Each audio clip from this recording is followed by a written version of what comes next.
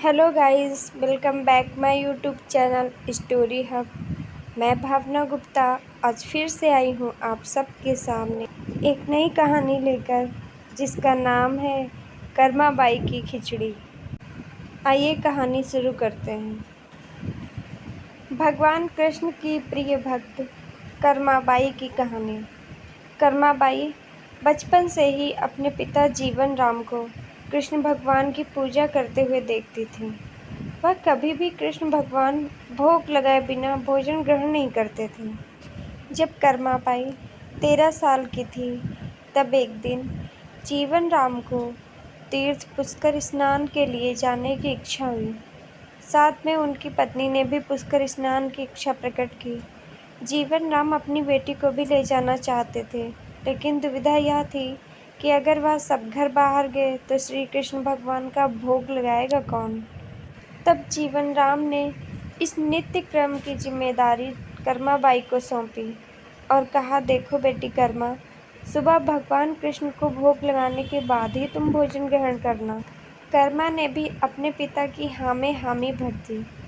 अगले दिन सुबह कर्माबाई ने उठकर सबसे पहले गुड़ और घी डाल के बाजरे का खिचड़ा बनाया और भगवान कृष्ण की मूर्ति के सामने रख दिया और बोली, भगवान, मैंने आपका भोग रख दिया है। आपको जब भूख लगे तब खा लेना। तब तक मैं घर के काम पूरे कर लेती हूँ। इतना कहकर कर्माबाई अपने घर कामों में जुट गई। काम करते करते बीच बीच में आकर देखने पर जब कर्मा को ज्ञात हुआ कि भगवान ने अभी तक खिचड़ा नहीं खाया है, तब उसे संदेह हुआ कि शायद खिचड़ी में घी और गुड़ कम है, इसलिए भगवान कृष्ण भोजन ग्रहण नहीं कर रहे हैं।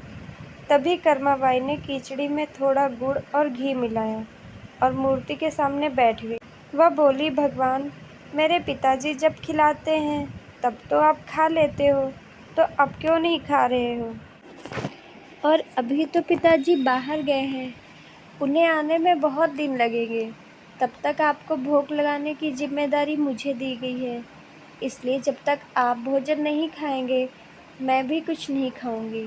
इस तरह जिद पर अड़ी नन्ही कर्मा की प्यारी बातों से कृष्ण भगवान का सिंहासन डोल गया और फिर मूर्ति में से आवाज़ आई, बेटी कर्मा, तुमने पर्दा तो किया ही नहीं, तो मैं भोजन कैसे ग्रहण करूं?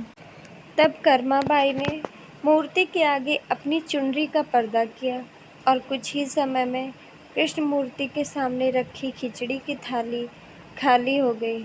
अब कर्मा रोज सुबह सबसे पहले कृष्णा को बाजरे का खिचड़ा खिलाती और फिर बाद में खुद भोजन ग्रहण करती।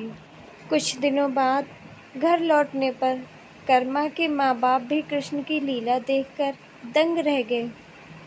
इस तरह कर्माबाई ईश्वर कृष्ण की निस्सीम भक्त बन गई। अपने जीवन के अंतिम दिनों में कर्माबाई भगवान जगन्नाथ की नगरी जगन्नाथपुरी में एक कुटिया में बस गई थी। वहाँ पर एक दिन कर्माबाई की कुटिया के सामने एक तेजस्वी कांति वाला बालक आया और उसने कर्माबाई से कहा, मुझे भूख लगी है माँ, खाना दो। उस वक्त भी कर्मा अपने भगवान कान्हा को खिचड़ा का भोग लगा रही थी। कर्मा ने उस बालक को भी खिचड़ा खिलाया।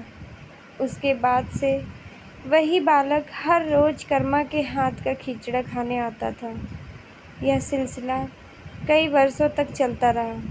वह बालक कोई और नहीं, स्वयं जगन्नाथ जी थे, क्योंकि जिस दिन कर्माबाई का देहांत हुआ उस दिन जगन्नाथ जी की मूर्ति में से अश्रुधारा बह रही थी।